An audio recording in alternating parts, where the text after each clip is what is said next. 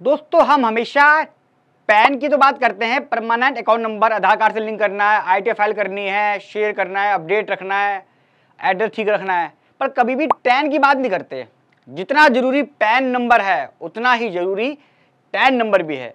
आज की वीडियो उसी के ऊपर है, इंडिया के इकलौते प्रैक्टिकल चैनल एक्सपर्ट सी सचिन पर। मेरे पास कमेंट आया था चंदमीत जी का। अब मुझे नहीं पता ये नाम ठीक है गलत है, कई बार नाम कुछ और होता है, तो अगर वो देख रहे हो उनका जो नाम असली कमेंट में बता दें ताकि लोगों को पता चल जाए। उनके कहने पे मैं आज की वीडियो बना रहा हूँ कि टैन नंबर क्या होता है, कब लेना पड़ता है, किस किस के लिए मैंडेटरी है, कैसे यूज होता है। बहुत ही इंपॉर्टेंट वीडियो है, आखिर तो देखिएगा अगर आप बिजनेस करते हैं तो। अच्छा दोस्तों एक बात बता दूं, मैं अभी इस समय असेसमेंट काम चल रहा है, एक वीडियो बहुत जल्दी डालने वाला हूं मैं। जिन लोगों ने बिल्डर्स को कैश में पेमेंट कर दी है उनके केस लग गए 148 में, या नहीं करी है उसने बना लिया, उसके ऊपर बनाऊंगा अगली वीडियो, उसके ऊपर बड़ी इंपॉर्टेंट है, देख लेना। टैन नंबर दोस्तों सबसे पहले इसकी फुल फॉर्म क्या है? Tax deductions and collection account number इसकी फुल फॉर्म है। जैसे पैन की होती है परमानेंट अकाउंट नंबर, इसका ये है। इसके नाम से पता चलता है टैक्स डिडक्शंस, यानी कि ये टैक्स काटने के लिए इस्तेमाल होता है। ये कब यूज होता है? जब आप किसी का टीडीएस काटते हो और डिपॉजिट करते हो तो टैन मैंडेटरी है। यानी कि एक एम्प्लॉयर है, उसने बंदा रखा 20 लाख की सैलरी का, अब 12.5 लाख 12.75 से तो टैक्स माफ है, इस साल की बात कर रहा हूं मैं। 12.75 के बाद उसका टैक्स कटना चालू होगा, टीडीएस कटेगा। तो टीडीएस काटने का कैसे, जमा कैसे कराएगा? इसके लिए एम्प्लॉयर को टैन नंबर लेना होगा। वो टैन नंबर पे जमा कराएगा उसको अपने टैन नंबर। मान लीजिए किसी 10 एम्प्लॉई हैं और टैक्स बना, टीडीएस बना 15 लाख रुपए का, तो 15 लाख रुपए जमा कर देगा, सिंगल चालान जाएगा 15 लाख का। और जब रिटर्न भरेगा टीडीएस की, उसमें हर एक पर्टिकुलर एम्प्लॉय के नाम पर एलोकेट कर देगा। सिस्टम अलग है, बताऊंगा कभी वो टीडीएस रिटर्न कैसे भरते हैं, अलग सिस्टम है। एग्जाम्पल के लिए मैंने बता दिया आपको, एम्प्लॉयर काटता है टीडीएस एम्प्लॉय का सैलरी का, उसके लिए टैन नंबर चाहिए होगा। अगर कोई बिजनेसमैन है, मैं बिजनेस कर रहा हूँ, मैं रेंट पे कर रहा हूँ 10 लाख का, किसी को टीडीएस कटेगा।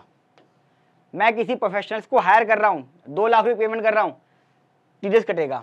कोई कॉन्ट्रैक्टर है, टीडीएस कटेगा। वो टीडीएस काट तो लूंगा मैंने काट लिया, किसी को 1 करोड़ देना था, मैंने 1 करोड़ में से 10% काटना है, तो मैंने 10 लाख रख लिया अपने पास और 90 लाख की पेमेंट करी, तो 10 लाख अपने पास जो रखा हुआ वो जमा कहाँ कराऊंगा? वो जमा होगा इस टैन नंबर से। ये टैन नंबर एम्प्लॉयर के ही नाम पे होता है, जो काटता है उसके नाम पे लेना पड़ता है। जिसका काटते हैं उसका तो पैन नंबर चाहिए होता है। तो मेरे लिए टैन नंबर, जिसका कट गया उसका पैन नंबर। अच्छा किस किस के लिए मैंडेटरी है ये समझ लीजिए। मैंडेटरी से मतलब है टैन नंबर लेना मैंडेटरी है और टीडीएस काटना मैंडेटरी है। पार्टनरशिप फर्म, अगर आप पार्टनरशिप फर्म बना रहे हैं तो उसके लिए आपको टैन नंबर अलग से अप्लाई करना पड़ता है। LLP private limited, limited trust, AOI और बीओआई। जब आप एलएलपी प्राइवेट और लिमिटेड बनाते हो टैन नंबर साथ में आता है, अलग से अप्लाई नहीं करना पड़ता। यानी कि जब फॉर्म भरते हैं हम कंपनी अप्लाई करने के लिए, तो टैन नंबर का फॉर्म भी साथ में आता है, टैन नंबर आता है। इसके लिए आपको पहले ट्रस्ट बनेगी, एओआई बीओआई बनेगी, अलग से टैन नंबर अप्लाई करना पड़ेगा। ये तो हो गया मेरा मैंडेटरी। अच्छा एक पॉइंट इंपॉर्टेंट, टीडीएस तभी काटना है जब आप कोई बिजनेस का खर्चा ले रहे हो।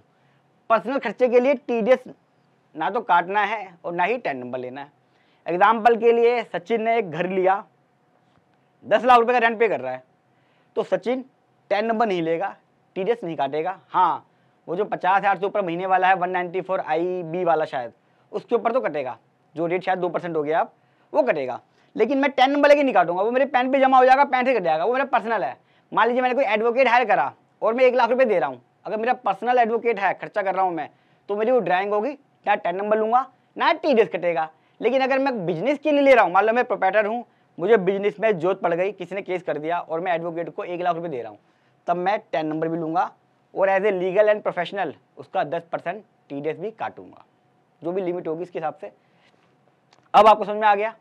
इसलिए कहता हूँ मेरी एक वीडियो में आपको इतनी नॉलेज मिलती है, इतनी नॉलेज, सारी चीजें प्रैक्टिकल है। एक एक लोग अपनी प्रैक्टिस को बढ़ा सकते हैं, अकाउंटेंट अपनी सैलरी बढ़वा सकते हैं, तभी बढ़वा पाएंगे जब नॉलेज होगी। तो जितना हो सके सारी वीडियो देखें, शेयर करें, लाइक करना ना भूलें। अब मेन जो इंपॉर्टेंट है दोस्तों वो है प्रोप्राइटरशिप फर्म और इंडिविजुअल्स और एचयूएफ। अच्छा इंपॉर्टेंट बात बता दूं, यहाँ पे मैं, पीछे तो मैंडेटरी था, यहाँ पे ऑप्शनल है और कुछ केस में लेना पड़ता है। तो क्योंकि 90% इंडिया के अंदर दोस्तों प्रोप्राइटरशिप फर्म है, ये इंडिविजुअल काम कर रहा है, एचयूएफ थोड़ा कम है इसलिए, लेकिन बता दिया मैंने फिर भी। अब यहाँ पे इंपॉर्टेंट है कि इंडिविजुअल्स और प्रोप्राइटरशिप फर्म एक ही होता है। यानी कि मैं सचिन हूँ तो मैं इंडिविजुअल से काम कर रहा हूँ, मैंने सेविंग अकाउंट लिया सचिन के नाम से, मैंने काम शुरू कर दिया। अगर मैं उसको सचिन इंटरप्राइज बना दूं, सचिन ट्रेडर बना दूं, जगदम्बा एंटरप्राइज, कोई भी एक ट्रेड नेम ले लूं, तो ये बन जाती है प्रोप्राइटरशिप फर्म। लेकिन पैन नंबर सचिन का यूज होगा, तो कायदे से दोनों एक ही हैं, अलग अलग नहीं है। कई लोग क्या करते हैं, प्रोप्राइटरशिप फर्म बना ली, जीएसटी नंबर ले लिया, तो जीएसटी का पैसा तो प्रोप्राइटरशिप फर्म में, जो जीएसटी नहीं दे रहा वो सेविंग अकाउंट में। ये बहुत गलत करते हैं। अगर आपने जीएसटी नंबर ले लिया है तो मैं किसी भी अकाउंट में पैसा लूँ, कोई सही पैसा लूँ, सब पे जीएसटी लगेगा। कोई फर्क नहीं पड़ेगा कि मैं करंट अकाउंट में लूँगा जीएसटी वाला और सेविंग में लूँगा नॉन जीएसटी वाला। बहुत ही गलत अप्रोच है, ये गलत कर रहे हो आप। चलिए आता हूँ मैं इसके ऊपर।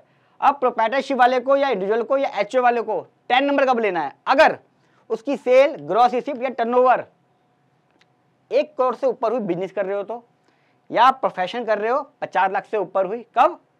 Last year. तो अगले साल उसको टीडीएस काटना जरूरी है। रीजन बताता हूँ कैसा है। मान लीजिए किसी का फाइनेंशियल ईयर 24-25 गया है अभी, और वो बिजनेस कर रहा था पिछले साल, 24-25 होता ना, पिछले साल बिजनेस कर रहा था और 1 करोड़ से ऊपर की इसकी सेल चली गई, सेल या टर्नओवर चली गई। बिजनेस का मतलब हो गया आपकी मैन्युफैक्चरिंग, ट्रेडिंग जिसमें आइटम हो, और प्रोफेशन का मतलब जो 44A में आते हैं, AA में प्रोफेशन आते हैं, वो उन प्रोफेशन की 50 लाख से ऊपर। अगर आपकी 24-25 के अंदर आपने कोई भी क्राइटेरिया मेट आउट कर दिया, आपकी ज़्यादा हो गई है, तो आप फाइनेंशियल ईयर 25-26 से टीडीएस काटोगे।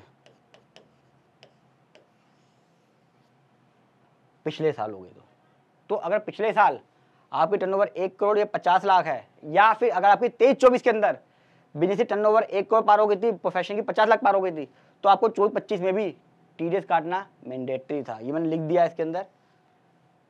कई लोग को पता ही नहीं, कई लोग कहते हैं ऑडिट होगा तब काटूंगा। कितने सारे लोग होंगे बताइए, बताना, कि जिसकी टर्नओवर ज़्यादा 1 करोड़ से बिजनेस में और प्रोफेशन 50 लाख से, लेकिन वो टीडीएस के प्रोविजन को फॉलो नहीं कर रहा। 44D में आईटीआर तो फाइल कर रहे हैं हम, टीडीएस काटते नहीं हम। 44D में भी टीडीएस काटना जरूरी है अगर आप भी कंडीशन फुलफिल करोगे। बहुत बारीकी पॉइंट है दोस्तों, लोग पढ़ते ही नहीं है, कोई बात नहीं। फॉर्म 49B अप्लाई होता है और सिर्फ लेटर रिसीव होता है इसका। जब आप 10 नंबर अप्लाई करते हो 49B के अंदर, तो सिर्फ और सिर्फ एक लेटर आता है मेल पर। ईमेल आईडी बहुत सही तरीके से डालें। ऑनलाइन अप्लाई करने के बाद हार्ड कॉपी भेजनी पड़ती है, क्या नाम है, NSDL को, जहाँ पे अप्लाई कर रहे हो आप, और आपके पास ही लेटर आएगा। कोई कार्ड नहीं आता, ध्यान रखना। जैसे पैन कार्ड बनकर आता है ना, ऐसे 10 का कोई कभी कार्ड नहीं आता। बहुत लोग कंफ्यूज थे, वो मैंने क्लियर कर दिया है। रिटर्न जो जाती है 24Q, 26Q और भी बहुत सारे हैं जो टीडीएस की रिटर्न जाती हैं क्वार्टरली बेसिस पे, depend on transaction to transaction, international है, डोमेस्टिक है, कौन सी है। अच्छा, नील फाइलिंग मैंडेटरी नहीं है। मान लीजिए किसी ने 10 नंबर ले लिया, अगर मैं इंडिविजुअल हूँ या प्रोप्राइटरशिप फर्म हूँ, अगर मैं शुरू से 10 नंबर ले भी लूँ तो कोई नुकसान नहीं है उसमें। जब आपको जरूरत पड़ेगी, आपकी लिमिट पार हो रही है, कभी 1 साल में, 2 साल में, 3 साल में, कभी भी, आप उस समय टीडीएस काट के अपनी रिक्वायरमेंट को जो लॉ की है वो फुलफिल कर सकते हो। पहले था, बहुत पहले, 5-6 साल पहले, कि अगर 10 नंबर आपके पास है तो आपको नील की रिटर्न भी मैंडेटरी थी, जस्ट लाइक जीएसटी। जीएसटी में भी नील की मैंडेटरी हो या ना हो, लेकिन 10 के अंदर ऐसा नहीं है। वीडियो कैसी लगी दोस्तों, कमेंट बॉक्स में जरूर बताइएगा। प्रैक्टिकल लगी हो तो लाइक कीजिएगा, फर्स्ट टाइम हमारे चैनल पर सब्सक्राइब कर लें, क्योंकि इस समय आईटीआर का दौर आने वाला है और मैं लगातार आपको एक एक चीज़ से प्रैक्टिकली अपडेट करता रहूँगा। और जितना हो सके इसे फेसबुक, व्हाट्सअप सब जगह शेयर करें। 10 नंबर के बारे में लोगों को बहुत कम पता है, लोग कंप्लायंस नहीं करते। पैन की बात तो होती है हर हमेशा, लेकिन 10 के बारे में बात नहीं होती है।